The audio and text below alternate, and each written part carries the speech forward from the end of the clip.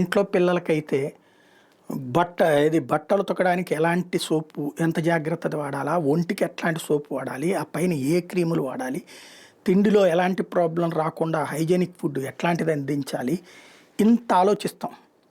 అదే పేదలు మన మీద ఆధారపడ్డం, మనల్ని ఎన్నుకున్నటువంటి పేదలు, మనం ప్రభుత్వాల్లో ఉన్నప్పుడు మనల్ని అందలం ఎక్కించినటువంటి పేదల పిల్లలకి మనల్ని నమ్ముకుని హాస్టల్కి పంపిస్తే అక్కడ కనీసం కడుపు నిండా తిండి దొరకదు, కంటి నిండా నిద్రపోవడానికి తగిన ఏర్పాట్లు ఉండవు, తాగడానికి గుక్కెడు మంచినీళ్ళు సక్రమంగా ఏర్పాటు చేయలేని దౌర్భాగ్య పరిస్థితుల్లో ఎందుకున్నది ప్రభుత్వం అంటూ నిలదీసింది హైకోర్టు. అనేక హాస్టల్స్లో మంచి వాటర్ కూడా లేదు అన్నటువంటి విషయాన్ని తేల్చింది.